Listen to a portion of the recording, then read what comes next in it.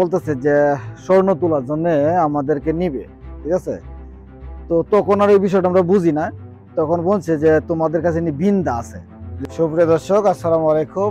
যে যেখান থেকে ভিডিওটি দেখছেন সবাইকে স্বাগতম, শুভেচ্ছা ও অভিনন্দন। আজকে আমি একটা রিয়েল কথা আপনাদের মাঝে শেয়ার করব। কথাটা হইতেছে যে যারা নতুন আসে সৌদি আরবে বা প্রবাসে, যারা নতুন আসে তাদের জন্য মূলত এই বিষয়টা অনেকটাই উপকার হবে। আমি আমার লাইফে যেটা হয়েছে এটা একটু শেয়ার করতে চাইতেছি। আমি প্রথম অবস্থায় যখন আসি প্রায় 8-10 বছর আগে সৌদি আরবে, তখন আমি প্রথম অবস্থায় ভাষা একদমই জানতাম না। কি প্রবাসীরা দাঁড়ায় থাকে কাজ করার জন্য কাজ করি, যারা ফ্রি ভিসাতে আসে তারা মূলত বেশিরভাগই রোডে ঘাটে বাইরে কাজ করে, পার্ট টাইম আর কি। তো তাদের একটা সমস্যা কি জানেন, যারা রোডের মধ্যে দাঁড়িয়ে থাকতে হয় সারাদিন, মনে হয় 2-3 ঘন্টা 3 ঘন্টায় একটা দুইটা কাজ মিলে সবাই দৌড়ায় যাইতো। আপনার একটা গাড়ি যখন দাঁড়া করছে তখন তাড়াতাড়ি যাইতো কাজের জন্য, আমিও যেতাম দৌড়ায়। তখন আমি তো নতুন অবস্থায়, তো আমার থইয়া পুরানরা যারা আছে এরা গাড়ির দরজা খুললে অটোমেটিক উঠে গেছে। সৌদি বলা লাগবে না যে ভাই উঠো, এটা লোক লাগবো এটা লোক লাগবো, না তো হইতো না, এরকম কোনো কিছু না, মানে হ্যাঁ অটোমেটিক উঠে গেছে। তা আমি কিন্তু আর উঠতে পারছি না, এই সমস্যাটা আমি ফেস করছি। আরেকটা সমস্যা ফেস করছি একদিন, আমি আর আমার একটা বন্ধু আছিল, বুরহান নাম ছেলেটার, এখন হয়তো বাড়িতে আছে। তো একজন সৌদি আসছে, আয়া বলতেছে যে স্বর্ণ তোলার জন্য আমাদেরকে নিবে, ঠিক আছে। তো তখন আর এই বিষয়টা আমরা বুঝি না, তখন বলছে যে তোমাদের কাছে ভিন্দা আছে। তো আমি তো করতেছি হ্যাঁ হ্যাঁ হ্যাঁ।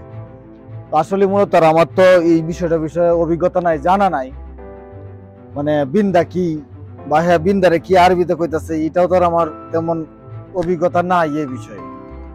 আমিও ভাবতেছি যে এখন যদি অন্য পুরান যারা আছে হারা যদি পুরাতনেরা যদি আইসে চলে যায় তা আমি আর কাজটা পাবো না, ঠিক আছে। কোনো কিছু না বুঝা বলতেছে হ্যাঁ হ্যাঁ সমস্যা নেই।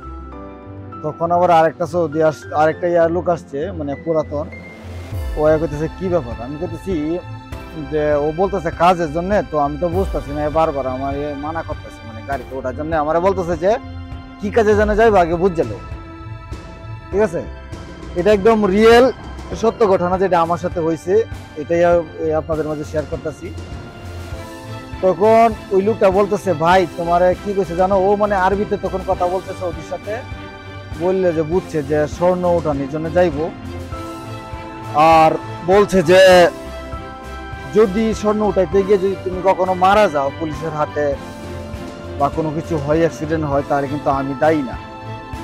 তখন আমারে ওই আজনবী ছেলেটা ও আর কি বলতেছে যে ভাই আপনাদের যাইবেন, ইনি কিন্তু এই কথাটা কইছে যে যদি আপনারা নিয়ে যাইবো, ঠিক আছে, এখান থেকে সারা রাত গাড়ি টানবো, ফজরের টাইমে স্বর্ণ তোলার যে জায়গাটা আছে ওই জায়গার মধ্যে নিয়ে যাবো। এরা নিয়ে গেলে যদি কখনো পুলিশে টের পায় বা আপনাদেরকে যদি গুলি করে, যদি মারা যান এর ভিতরে, কিন্তু তাহলে এরা কিন্তু তাই না, নতুন অবস্থায় জানি না, তাহলে তো একটা বিরাট সমস্যায় পড়ে গেলাম বলে।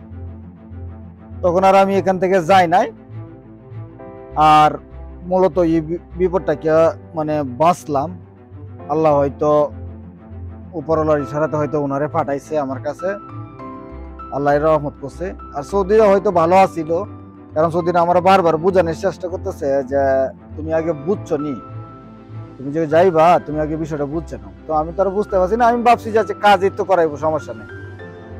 তো সবার জন্য এই কথাটাই যে যারা বাইরে ফ্রি বিষয়ে কাজ করেন, নতুন যারা আসেন, তারা না বুঝিয়া সৌদির সাথে কন্ট্যাক্ট না করে ভালো করে কাজটা না বুঝে কখনো গাড়ির মধ্যে উঠবেন না, আর এভাবে যাওয়াও ঠিক না।